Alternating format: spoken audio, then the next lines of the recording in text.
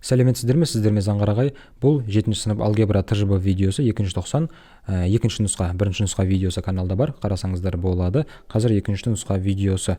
Көріп тұрғандарыңыздай 7 тапсырма. Балалар, бұл жерде бірінші нұсқа видеосында кішкене видео ұзағырақ болып кетті. Қазір мен қысқаша барынша тез түсіндіруге боламын. Ағай, қайда асығып баратыр деп ойлап қалмаңыздар. Видео ұзап кетпесін деп мен жылдам түсіндіретін боламын. Сонда бірденнен бірінші тапсырмаға көшейік. Лайк басыңыздар, комментарий қалдырыңыздар. Любой нәрсе комментарий жаза беріңіздер. Достарыңызға осы видеоны жіберіңіздер. Қысқа нұсқа түсіндіруге тырысатын боламын. Бірінші тапсырма: егер y-тен k бөлінген x функциясының графигі мынау a нүктесінен өтетін болса, k коэффициентінің мәнін табыңыз дейді. Бұл жағдайда былай істейміз. Мына a нүктесіндегі бірінші сан ол x-тің мәні, екінші сан ол y-тің мәні. Осы мына жердегі y пен x-тің орнына қоя саламыз. Яғни -3 тең болады k бөлінген 2. Мына 2-ні теңдіктің сол жағына көбейте қылып жібереміз, былай қарай. 3-ке барып көбейтіледі. Сонда -6 тең k болады. Яғни k-ның мәні -6-ға тең. Есебіміздің жауабы мына жердегі a жауабы болады. Міне балалар, бірінші тапсырманы осылай орындаймыз. Келесі екінші тапсырма. Мына берілген функцияның абсцисса өсі мен қиылысу нүктесінің координатасын табыңыз дейді. Абсцисса өсі мен қиылысу деген сөз ол бізде y-ге 0-ге тең деген сөз. Яғни көріп тұрғандарыңызда мына жерде бәрі екінші сан 0-ге тең болып тұр ғой, түсінікті, y 0-ге тең. Сол мына жердегі y-тің орнына сол 0-ді қоя саламыз, бұл сосын x-ті табамыз. Яғни 0 тең болады -5-тен 4x азайтылған 12. Бұл теңдеуді шешу үшін мен теңдеудің барлық мүшелерін 5-ке көбейтем, сонда 0 тең, мына 5 пен 5 қысқарады, -4x қалады. Енді 12-ке 5-ті көбейтсек 60 болады.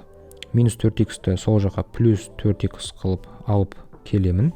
Сосын бұл 4-ті теңдіктің оң жағына бөлу қылып жүремін. 60-ты 4-ке бөлетін болсақ 15, яғни -15. Яғни x-тің мәні -15 болды. Есебіміз жауап осы x пен y сандарының жазылуы болуы тиіс, яғни -15 пен 0 болуы тиіс. Есептің жауабы осы. Дұрыс нұсқасы мына жердегі a нұсқасы болып тұр. Екінші тапсырма осындай. Келесі тапсырмаға өтейік.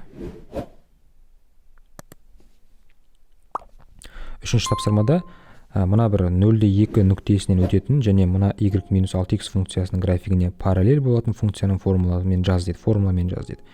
Формуламен жазатын болсақ, y-тен kx плюс b болып жазылады. Енді бізге осы жердегі белгісіз k мен b-ның мәнін табуымыз керек. K белгілі уже. Бізге айтты ғой, осы функцияның графигі мына y-тен -6x функциясының графигіне жаңа параллель болсын деп. Параллель болады, олардың k-лары тең болса, яғни біздің мына жерде k белгісізіміз ол -6. Мына жерде де -6 болса, бізде де -6 болуы тиіс, чтобы параллель болу үшін. Түсініңіздер ме? Енді k-ның мәнін табу болды, ол -6-ға тең екен. Енді b-ның мәнін табуымыз керек. B-ның мәнін табуымыз үшін мына жерде біз x-тің мәні ретінде яқтағы 0-ді, y-тің мәні ретінде 2-ні, k-ның мәні ретінде -6-ны қойып жазамыз, орнына қойып қараңыздар. Яғни 2 тең k-ның орнына -6 қоямыз, x-тің орнына 0-ді қоямыз, қосылған b дейміз. Сонда -6-ға 0-ді көбейтсе 0, 2 тең b, яғни b-ның мәнін тауып алдық, 2-ге тең екен. Болды, барлық мына жердегі жазылған k мен b-ның мәндері белгілі болды. Енді теңдеуін жазайық. y тең kx емес -6x болады, плюс b емес, мына мәнді жазамыз, +2 деп. Міне сонда бізге айтқан функцияның формуласы осы. Осы функцияның графигі мына берілген функцияға параллель және мына нүкте арқылы өтеді. Түсінікті айттым деген ойдамын. Келесіне өтейік. Төртінші тапсырма, уақытта көп алатын тапсырманың бірі осы. Бұл жерде кафедрадағы 15 қызметкердің бір айдағы кезекшілік кестесі бар дейді. Енді берілген ақпараттар үшін абсолютті және салыстырмалы жиілік кестесін құрыңыз дейді. Бірінші тапсырманы орындау үшін біз былай істейміз. Яғни мына жердегі бірінші 0 деп берілген сандар мына 3-тен бастап 3, 0, 5, 7, 4, 3, 1, 9, 5 деген. Соны азынан бастайық, яғни 0-ден бастайық. 0-ден бізде біреу, сондықтан 0, біреу деп қоямыз. Міне кестені осылай құрамыз. Енді бірлерді санайық. 1, бірлерден біреу екен. 1-ден 1 деп қоямыз. Екілерді санайық. 1, 2-ден де біреу ақ қой. 2-ден де біреу енді. Енді 3-терді санайық. 1, 2, 3, 4. 3-тен 4-еу екен, көріңіздер ме? Енді 5-ті санайық. 1, 2, 3 дейді. 5-тен 3 дейді. Мен неге 5 санап кеттім? 4 санауды ұмытып кетіппіз ғой. 4 санайық енді. 4 қанша екен? біреу, екеу, 4-тен бізде екеу ғана. Енді 5-тен кейін 7 деген сан көріп тұрғандарыңызда біреу ғана қалып тұр. 5-тен кейін 7 біреу, 8-де біреу, 9-да біреу ғой. 7 біреу, 8 семей қалды мен кестеме. 8 біреу және 9 біреу. Кестеме семей қалды. Негізінде осыны былай бөліп жазып қойғанымыз дұрыс болар. Өздеріңіз әдемілеп жазасыздар. Міне осы бізде абсолюттік жиілік. Енді салыстырмалы жиілік дегеніміз, міне 15 қызметкер ғой, енді бәрін қосқанда 15 болу керек, тексеріп шыға салайық. 1 2 3 3-ке 4 қоссақ 7 8 9 12 13 14 15 дұрыс шығып тұр екен. Енді салыстырмалы жиілігін жазу үшін осыны 15-тен 1 15-тен 1 15-тен 1 15-тен 4 15-тен 2 15-тен 3 15-тен 1 15-тен 1 15-тен 1 деп жазып қоя саламыз. Міне салыстырмалы жиілігі. Енді келесі Б сұрағы, бұл кестені құрастырдық. Енді Б сұрағы ең көп таралған кезекшілік санын көрсетіңіз дейді. Абсолюттік жиілігі ең көпке қараймыз. Бұл жерде 4 мінекей. Абсолюттік жиілігі ең көп. Енді соны 3 деген кезекшілік саны сол ең көп болып тұр. Енді жауабы 3 болады сонда. Көрдіңіз, жауабы 3 болады. Енді С тапсырмасын салыстырмалы жиілік кестесін қайшылықсыздыққа тексеріңіз дейді. Яғни салыстырмалы жиілігіңіз дұрыс құрастырдыңыз, соны тексеріңіз дейді. Ол үшін мына сандардың бәрін просто қоса саламыз. 15-тен 1 қосылған. Так, менің қаламнау қалым кеткен сияқты, екіншісіне тұр ма? Яғни 15-тен 1 қосылған, 15-тен 1 қосылған, 15-тен 1 қосылған, 15-тен 4 қосылған, 15-тен 2 қосылған, 15-тен 3 қосылған, 15-тен 1. Салыстырмалы жиіліктің барлығының қосындысы 1-ге тең болуы тиіс. Алымның ортақ бөлімі 15, алымдағы бәрі санды қосатын болсақ 3 7 8 9 12 13 14 15. 15-15-ке бөлсек 1, яғни салыстырмалы жиілігіміз сол 1 шығып тұратын болса, сол қайшылықсыздыққа тексердік деген сөз. Міне балалар, 4-ші тапсырма осындай түсінікті болды деген ойдамын. Міндетті түрде видеоны достарыңызбен бөлісіңіздер. Келесі 5-ші тапсырма өтейік. 5-ші тапсырмада балалар мына теңдеулер жүйесін графиктік тәсілмен шешіңіздер дейді.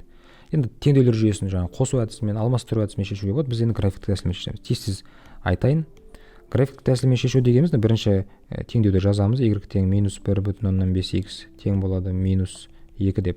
Сосын y тең дейміз де 1,5x -2 деп жазып аламыз, яғни x-ті өткіземіз. Және осы бойынша кесте құрастырамыз. Яғни 2 нүкте тауып, соны қоссақ графикі шығады ғой, x, y деп қояйық. X-тің орнына, мына x-тің орнына сан қоямыз, өзіміз мән береміз и жазамыз мына жаққа. Яғни x-тің орнына 0 қоятын болсақ, -2 шығады. X-тің орнына 1,5 деп тұр ғой. Егер 2 қоятын болсақ, 1,5-ді 2-ге көбейтсе, яғни 3 болады. 3-тен 2-ні азайтатын болсақ, 1 болады. Осы 2 нүктені белгілеп қояйық. Мына нүктені қазір белгілеймін. 0-де -2 дегеніміз ол мына жерде. 2-де 1 дегеніміз ол мына жерде. Міне сонда осы сан қалай дұрыс десек болады. Ал жаңа түзу өзімен өзі шыққан еді. Так, былай кете береді енді. Міне бізде графигіміз. Енді келесі функцияның графигін басқа түспен, розовый түспен жаза берейін ба? 3x минус y тең -1, 3x плюс 1 тең y, яғни y тең болады 3x плюс 1 дейді. Осының енді біз жаңа графигін сызамыз, 2 мән берім, 2 нүкте тапсақ жеткілікті. Мына x-тің орнына өзіміз мән береміз. Яғни бірінші мәнін әрине 0 қоя салған ыңғайлы. 3-ке 0-ді көбейтсек 0, 1 қалады. Сосын кейін x-тің орнына давайте -1 берейік. 3-ке -1-ді көбейтсек -3, -3-ке 1-ді қоссақ -2 болады. Осы 2 нүкте 0-де 1 дегеніміз мына жерде, -1-де -2 дегеніміз ол мына жерде. -1-де -2. Осы екеуін сызайық енді. Так, мен қалай дұрыс сызсам болады? Жарайды, өзім қолмен сызуға тырысам. 3 клетка, 3 клетка, 3 клетка, 3 клетка кете береді былай қарай. Мына жерде де солай. 3 клетка. Так, жаңа несі линейка инструменті шыққан сияқты еді. О, мінекей. Вот, енді қараңыздар, осы екі графикті салдық қой. Мына функцияның да графигін салдық, мына функцияның да графигін салдық. Екеуінің қиылысқан жері біздің есебіміздің жауабы болады. Көріп тұрғандарыңызда, міне мына бір жерде екеуі қиылысты, мына нүктеде міне қиылысты. Соның x-не баратын болсақ -2-ге тең, міне x тең -2. Y-ге баратын болсақ -5. Y тең -5. Міне есебіміздің жауабы осы. x пен y-ті осылай график тәсілмен шешу дегеніміз графиктің қиылысқан жерін жауапқа бала саламыз. Түсінікті болды деген ойдамын. Келесіне өтейік.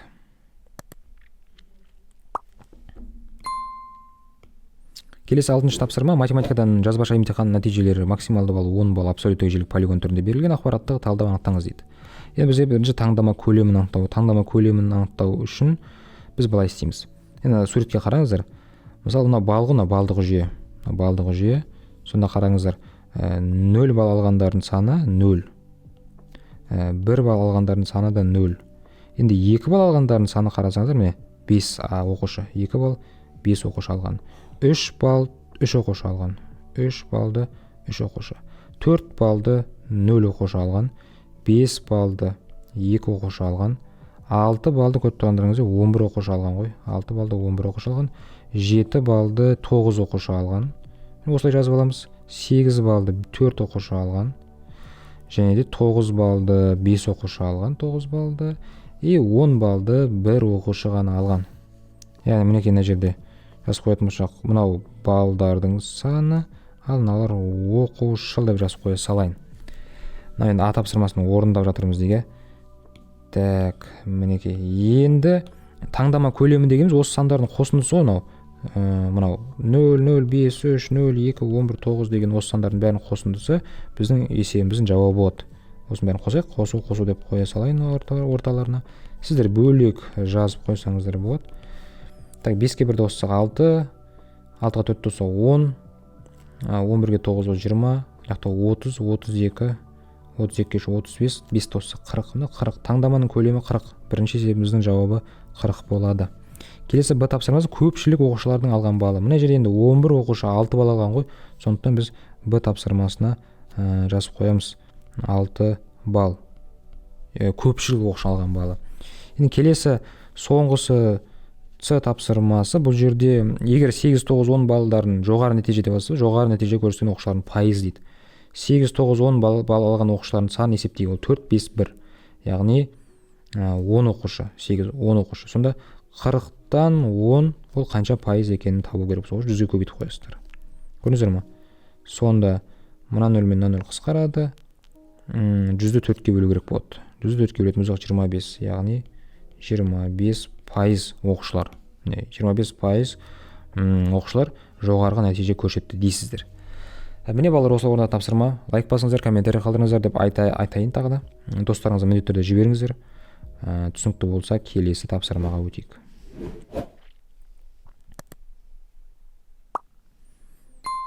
Келесі 7-ші тапсырма. Мына берілген функция, y тең a плюс 1 x плюс a минус 1 деп тұрылған бір функция.